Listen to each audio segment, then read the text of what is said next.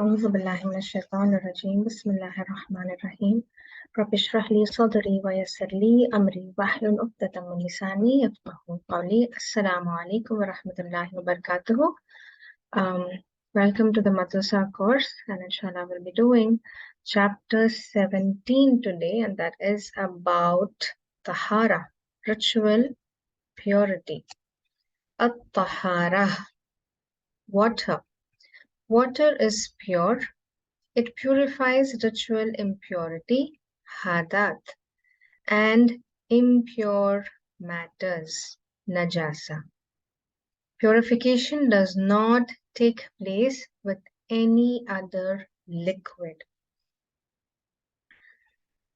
Pure water remains pure unless it is made impure by the change of its color, taste, or smell. Apart from this, water mixed with impure matter becomes impure.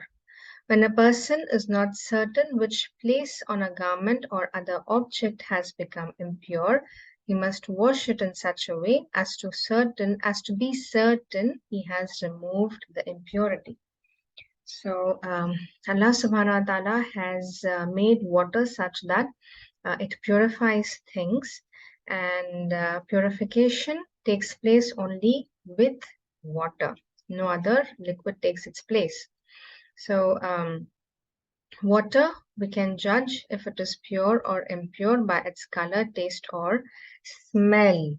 So any change in color, taste, or smell would make water impure. And also mixing of things with water would also make it impure. Any impure things, any impure matter present in the water makes it impure as well. And here we have two terms, hadat and najasa. Najasa is impurity, and hadat is ritual impurity.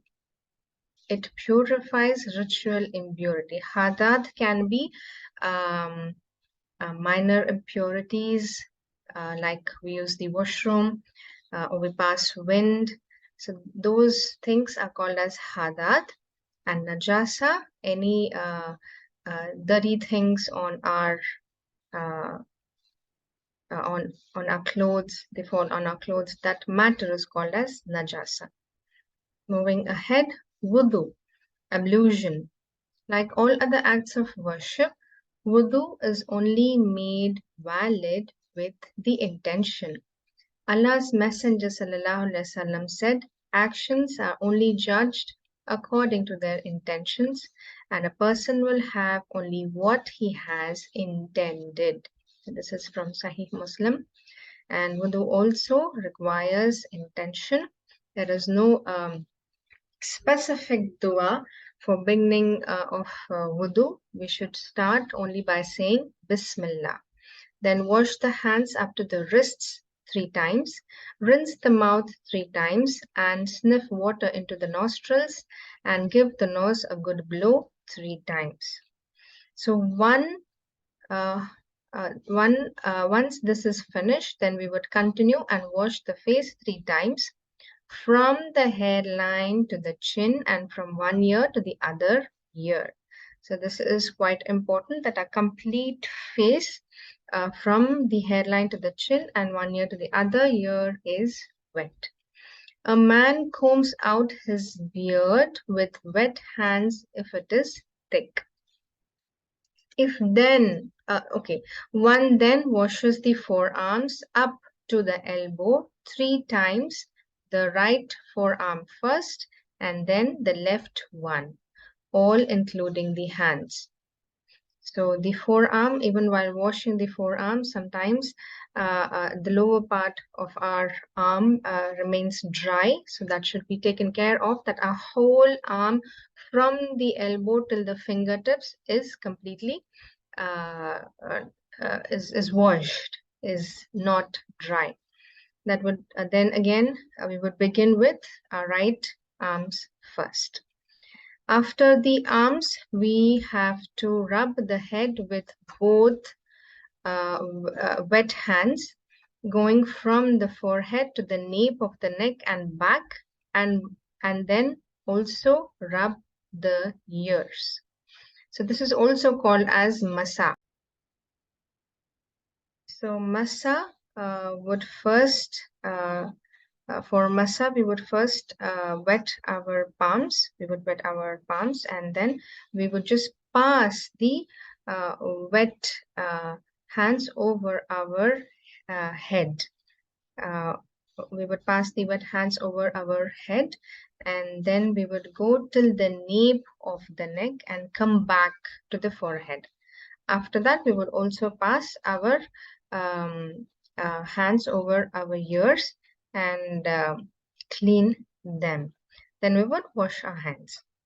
After that, the only thing left is washing off the feet, and the feet also will be washed thrice. And we should make sure that our ankles are also washed and are wet, and we need to pass fingers between the toes as well. And we would begin with the right foot. So there is also a hadith from Prophet Muhammad sallallahu alaihi wasallam, where once he saw a man doing wudu in hurry, and his ankles, when he had washed his feet, his ankles were dry. They were not washed properly. So Prophet Muhammad sallallahu alaihi wasallam asked him to do that again, for if not washed properly, that would be taking us to a great, what we say, that would burn in the fire. That is what is being told. All right, so we should be very careful while doing wudu, that the parts of wudu that we are washing, parts of a body that we are washing, need to be properly wet. All right, and the end of the wudu, at the end of the wudu, we would say, Ashhadu Allah ilaha illallah wahdahu la sharika lahu wa ashhadu anna Muhammadan abduhu wa rasuluhu. I testify that there is no God but Allah alone, without a partner. And I testify that Muhammad sallallahu alaihi wasallam is his servant and messenger. This is just a declaration, and after the wudu, it would be recited. There are many other du'as that can be recited after the wudu. One of them is Allahumma ja'alni min at-tawabina wa ja'alni min al-mutatahhirin. Allahumma ja'alni min at-tawabina. O Allah, keep me among those who purify themselves. So that is the meaning of that dua. All right, moving ahead, the obligatory acts in wudu. So the wudu, or any act of worship, does consist of sunnah acts. It does consist of obligatory acts. So we always begin with obligatory acts, learning what actually completes a wudu. So the first obligatory act in wudu would be intention. Its place is the heart. So the intention of wudu would be in the heart. If at all we are not in the state of wudu, and our heart, or in our heart, or in our mind, we think that we need to do wudu for salah, or reading the Quran, reciting the Quran, or just to be in wudu and follow the sunnah. So that intention itself is enough. So next one is washing the face from the hairline to the chin and from ear to ear. So we all know the wudu, how to perform a wudu, and it also has washing of hands, washing of nose, gargling of mouth. So it begins like that. But here we have washing the face directly. This part comes first. Why? Because the acts before this are from the sunnah. So the obligatory act in wudu is washing the face from the hairline to the chin and from ear to ear. Then washing the forearms until the elbow, including the hands, wiping the entire head, including the ears. This is the masa. and washing the feet up to the ankles. So all these things would just complete your wudu. And it's not necessary that you have to perform each act thrice. That is from the sunnah. Doing each act thrice would make the washing perfect. So that is from the sunnah. If you're washing it when you're in a hurry, or when there is less water, if you're washing it once, just doing the obligatory acts, yes, your wudu is complete. Observing the correct sequence of all these parts of the body and not waiting between the washing of the required parts in wudu for a long time. So what does this mean? Not waiting between washing of the required parts in wudu for a long time. For example, you have washed your face, you have washed your arms, you have completed the masa, but you receive a phone call, and it's really important, and you have to attend that. And by the end of that call, your face, your arms, and your body parts used in wudu are completely dry. But before that, you had forgotten to wash your feet. So now your wudu is not complete. So you shouldn't be waiting between washing of the parts. All right. So you can just quickly wash your feet and then go attend the whatever you are called for. Moving ahead, these are some sunan acts in wudu. Tasmiyah.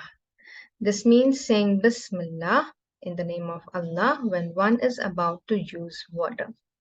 As I told you, there is no particular dua for beginning of wudu, to begin with wudu. But yes, we all begin our acts of worship or any work with Bismillah. So it's similar with wudu. We begin with Bismillah. Cleaning the teeth with miswak. The siwak is a small stick softened at the tip by chewing or beating to form a kind of brush. I know you all must be aware of what siwak is. Those days, they didn't have toothbrush, and this stick from this small tiny twig or a small stick from the tree was used as a toothbrush during those days. And even nowadays, it can be used as a sunnah. It can be used even during fasting, and it carries lots of reward. It increases the rewards while you're doing wudu with siwak, and also keeps you fresh, keeps your mouth fresh. So that is the using of siwak. Then we have washing the hands 3 times at the beginning. So here we have these sunan acts, washing of hands. Then we have rinsing out the mouth and snuffing water up to the nostrils and then blowing it out. So all these are from the sunnah. Then we have the obligatory act, which is washing our face and doing masa, and finally washing our feet. So that would be the obligatory acts. Here for men, passing of wet fingers through their beards is also an act of sunnah, and passing of fingers between your toes. Rubbing, while washing your hands, rubbing between your fingers is also one of the sunnah, and while washing your feet, rubbing between the toes is from the sunnah. And repeating each washing 3 times is a sunnah. Beginning with the right side before the left one when washing the hands and feet. Rubbing the parts required for washing with water. And reciting the dua after the completion of wudu. Here, I would like to give a little information about rubbing the parts. For example, you're washing your arms till the elbow. Sometimes, while just passing the water, the water does not reach the whole of the arm. So we can use our the other arm and just pass the fingers over it, so that that arm which we are washing is being rubbed and the water passes through every little part of that arm and it is wet. So that is rubbing the parts. It's, for example, even washing our face, just the splashing is not enough. We can just pass our whole hand from the forehead to the chin and from one ear to the other, and that would be great. So that is what is the meaning of rubbing the parts required for washing with water. Then reciting the dua after the completion of wudu, that is Ashhadu an la ilaha illallah, that's what we read there. So those are the sunan acts. Then we have things that break wudu, ritual impurities like passing urine, passing stool and breaking wind, deep sleep and fainting. So all these things break wudu. Let's go ahead with the exercises. All right.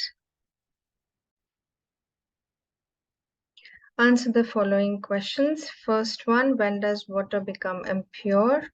Water becomes impure when there is change in its taste or a smell or appearance.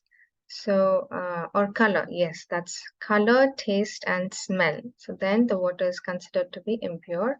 Second one, explain the word najasa. Najasa or najis is the term means unclean or impure. So any impure things, unclean things, any impurities is nothing but najasa. Third one, name some of the things that break wudu. As we read, it is passing of urine, passing of stool, passing wind, deep sleep, and fainting. So that is the things those break wudu. All right, mention whether the following are obligatory or sunan parts of wudu. Obligatory or sunan. All right, we have divided the complete wudu that we do in two parts, that is obligatory or sunnah parts. The first one, to begin washing with the right side, it is a sunnah. Second one, to make the intention, it is obligatory. Third one, wiping the head and the ears, it's obligatory. Fourth one, repeating each washing 3 times, it's from the sunnah. And fifth one, washing the face. So that is obligatory. So that ends the chapter. Jazakallah khair. Assalamu alaikum wa rahmatullahi wa barakatuhu. Subhanakallahumma wa bihamdika nashhadu an la ilaha illa anta nastaghfiruka wa natubu ilaik.